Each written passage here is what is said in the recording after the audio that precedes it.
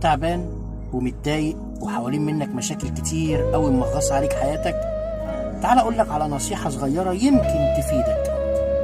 انت هتجيب ورقة كبيرة وتكتب فيها كل معارفك، وتقعد تراجع حساباتك وتشوف مين احتاجته وما لقيتوش تخرجه بره الدايرة، ومين اتكلم عليك في غيابك وسبب لك متاعب تشيله تخرجه بره الدايرة، ومين احتاجك بس في المصلحة وتخرجه بره الدايرة.